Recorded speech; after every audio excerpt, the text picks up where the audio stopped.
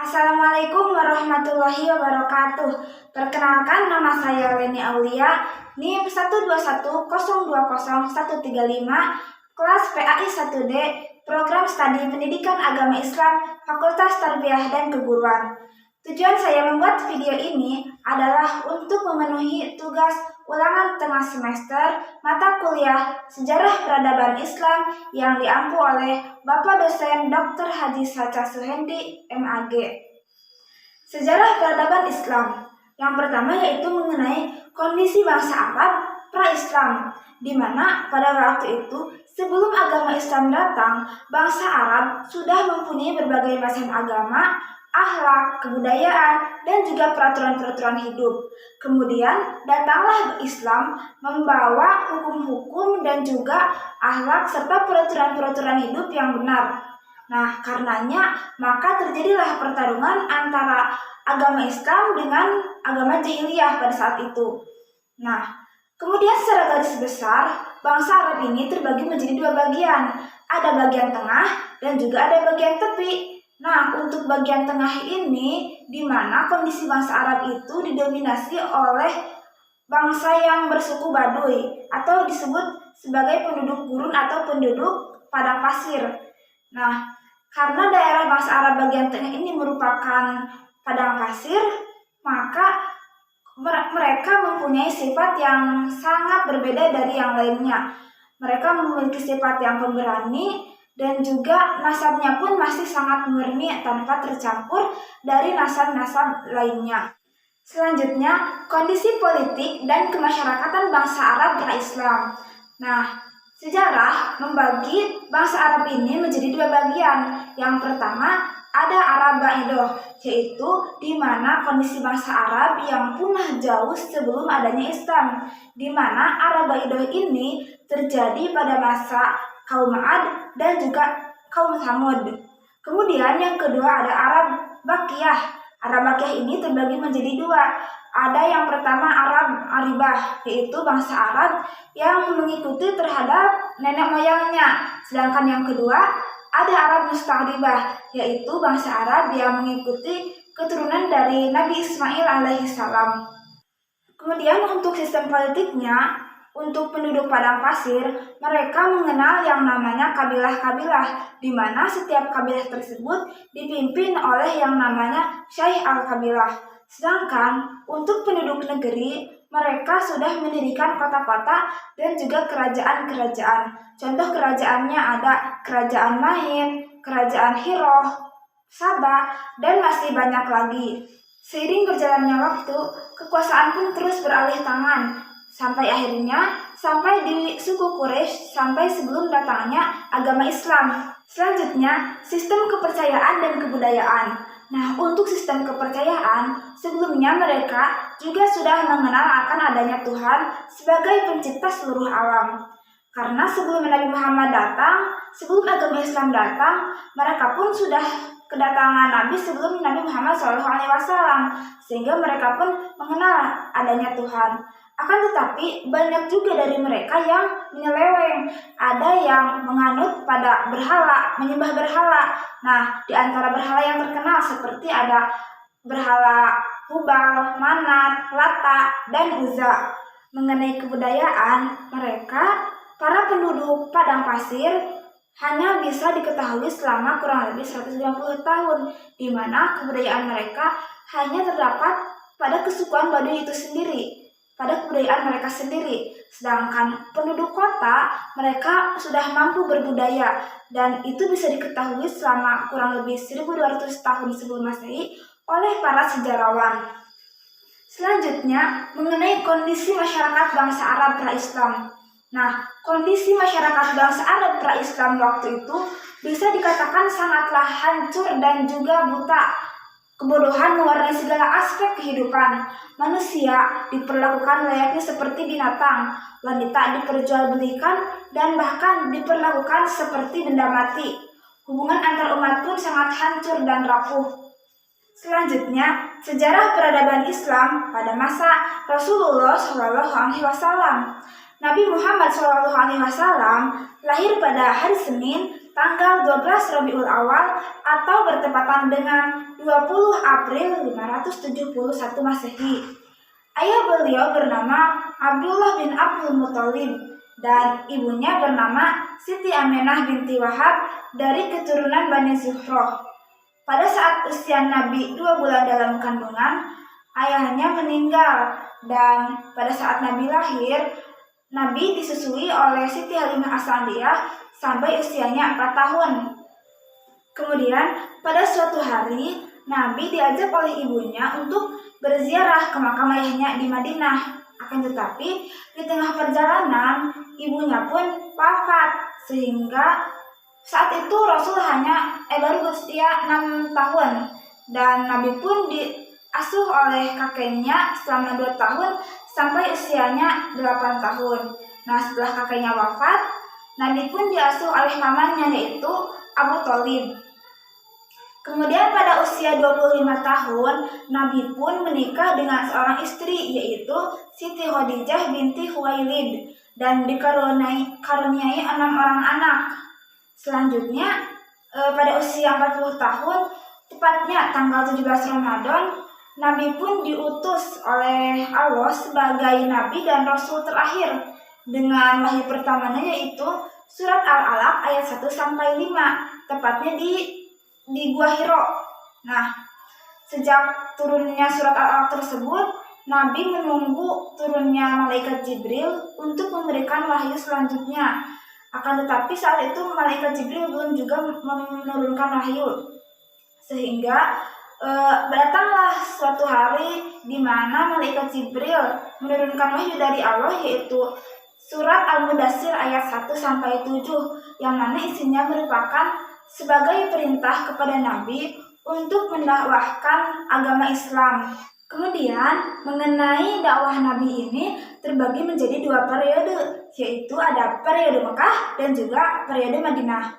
Nah, periode Mekah ini berlangsung sejak saat Nabi menerima wahyu pertama pada tanggal 17 Ramadan sampai Nabi berhijrah berlangsung selama kurang lebih 13 tahun. Nah, menurut Ahmad Syalabi, dakwah Nabi di Mekah ini terbagi menjadi 3 tahapan. Yang pertama, Nabi menyeru terhadap seorang, yaitu mulai dari keluarga, sahabat-sahabat, dan juga orang-orang terdekat Nabi. Dari keluarga ada Siti Khadijah sebagai istri Nabi dan juga merupakan orang pertama kali masuk Islam dari golongan perempuan. Dari golongan sahabat ada Abu Bakar As-Siddiq sebagai orang pertama kali masuk Islam dari golongan laki-laki, dan dari golongan hamba sahaya ada Zaid bin Harisah, dan untuk dari golongan anak-anak ada Ali bin Abi Thalib. Selanjutnya, setelah itu Nabi berdakwah atau menyeru kepada golongan Abdul Muthalib. Nah, dari golongan Bani Muthalib ini ada yang menerima dengan baik dan juga ada yang menolak, yaitu pamannya sendiri Abu Lahab. Selanjutnya yang ketiga, Nabi pun menyuruh kepada seluruh umat manusia, baik dari golongan bangsawan, hamba sahaya, kerabat ataupun bukan. Nah, Nabi pun mendakwahkan agama Islam ini bukan hanya di Mekah saja, tetapi berdakwah ke negara-negara lain. Nah, seiring berjalannya waktu, agama Islam pun terus menyebar ke penjuru dunia. Perkembangan Islam yang dilakukan oleh Nabi ini membuat mereka orang-orang Quraisy merasa terancam, sehingga mereka melakukan berbagai penyiksaan dan serangan terhadap orang-orang Islam. Kemudian, Nabi pun memerintahkan kepada orang-orang Islam di Mekah supaya berhijrah, yaitu ke kota Madinah.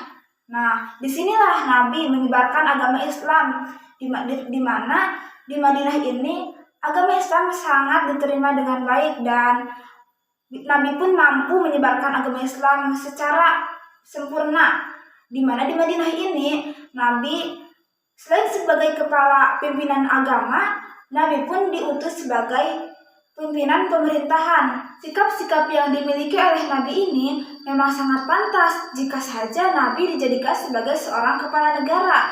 Dilihat dari segi keilmuannya, kecakapannya dalam mengoperasionalkan teori-teori yang ada, dan juga akhlaknya yang sangatlah mulia. Selanjutnya, di antara pembangunan-pembangunan yang dilakukan oleh Nabi, yaitu Nabi membentuk Baitul Mal, kemudian membentuk angkatan bersenjata.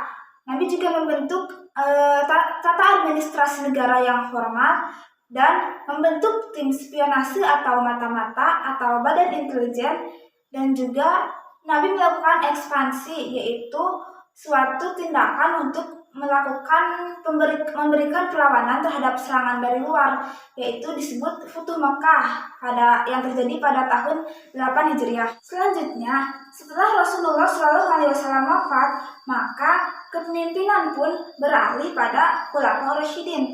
Nah, masa kepemerintahan Khulafaur Rasyidin ini berlangsung selama kurang lebih 30 tahun.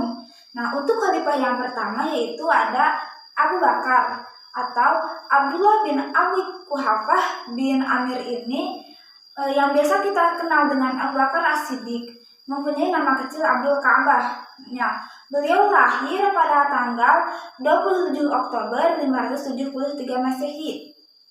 Nah, adapun kenapa sih Abu Bakar menjadi sebagai khalifah pertama pada saat itu? Nah, di antara faktor-faktor pengangkatan Abu Bakar ini yaitu ketika Nabi Muhammad menunjuk Abu Bakar sebagai pemimpin sholat ketika Nabi sedang sakit, merupakan sebagai salah satu isyarat bahwasanya Abu Bakarlah yang pantas menjadi sebagai khalifah, menjadi pengganti Rasul pada saat itu.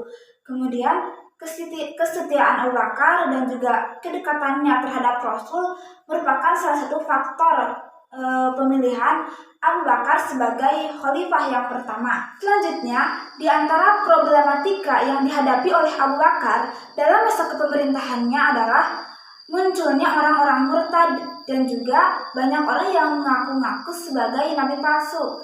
Di antaranya ada Musailamah Al-Kadzab dan juga Tulaihah Al-Asadi. Selain itu juga ada golongan atau munculnya orang-orang yang menolak membayar zakat, di antaranya ada Malik An-Nuwairoh.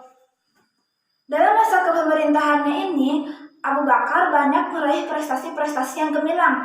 Di antaranya, ia mampu memerangi golongan orang-orang yang murtad dan juga menolak membayar zakat. Selain itu, beliau juga melakukan kodifikasi Al-Quran, memperluas wilayah kekuasaan Islam dengan memerintahkan Usamah bin Zaid untuk menaklukkan kota Syria. Selanjutnya, memerintahkan kepada Khalid bin Walid dan Musanna bin Harisah untuk menaklukkan kota Hirah, Anbar, Daumatul Jandal, dan juga Persia.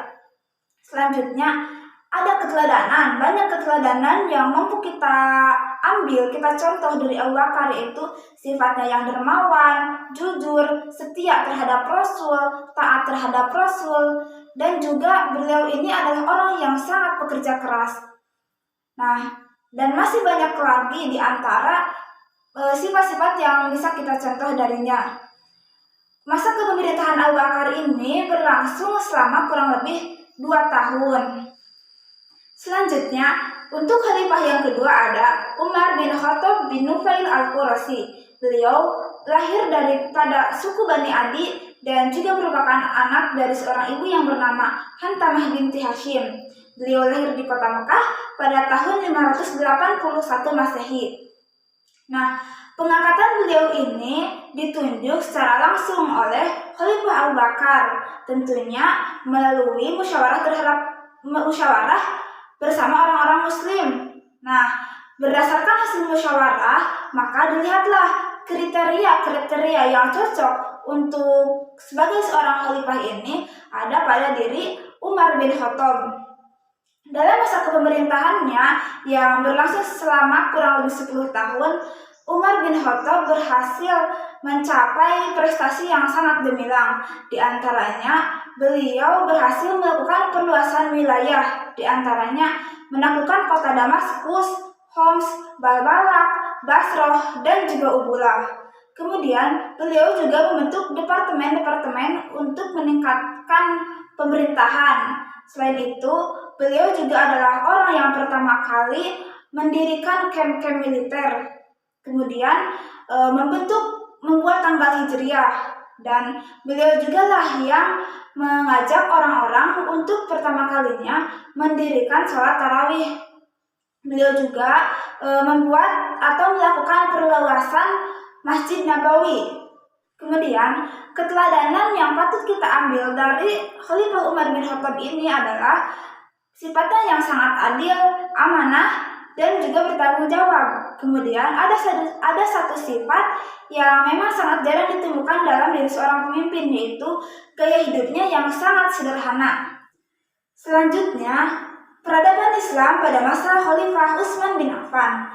Utsman bin Affan lahir di tahun ke-5 setelah Rasulullah SAW dari seorang ibu yang bernama Arwa binti Quraiz bin Rabi'ah bin Habib bin Abdul Syam. Proses pengangkatan Khalifah Utsman bin Affan ini yaitu saat sebelum wafat akibat ditikam oleh Abu Lu'lu'ah, Umar bin Khattab membentuk Dewan Hormatur yang beranggotakan 6 orang, yaitu ada Utsman bin Affan, Ali bin Abi Thalib, Tulhah bin Ubaidillah, Sa'ad bin Abi Waqqas, Abdurrahman bin Auf, dan Jubair bin Awam. Nah, melalui musyawarah tersebut didapatkanlah 2 orang kandidat, yaitu Utsman bin Affan dan juga Ali bin Abi Thalib. Nah, pada akhir musyawarah, maka diangkatlah Utsman bin Affan sebagai khalifah ketiga. Kemudian, di antara keberhasilan yang dicapai oleh Khalifah Utsman bin Affan selama masa pemerintahannya yang kurang lebih berlangsung selama 12 tahun ini, di antaranya Utsman bin Affan melakukan perluasan wilayah ke wilayah laut sehingga dibentuklah Angkatan Laut. Kemudian beliau juga menyamakan atau menyeragamkan mushaf Al-Quran, bacaan Al-Quran, supaya tidak terjadi perbedaan versi dalam pembacaan Al-Quran. Beliau juga memerintahkan kepada Zaid bin Sabit untuk menuliskan mushaf-mushaf. Nah, Zaid bin Sabit pun membuat 6 mushaf yang dikirim ke daerah Mekah, Madinah, Basrah, Kufah, Syria, dan yang satunya lagi disimpanlah oleh Khalifah Utsman bin Affan. Akhir masa pemerintahan Khalifah Utsman bin Affan.